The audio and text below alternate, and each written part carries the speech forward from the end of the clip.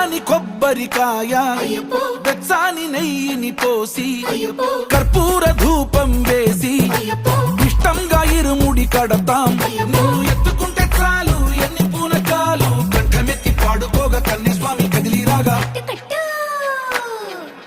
ఇరుముడి కట్టు కట్టు కట్టు కట్టు కట్టు ఇరుముడి కట్టు ఎక్కు ఎక్కు ఎక్కు ఎక్కు సారి మల్ల ఎక్కు.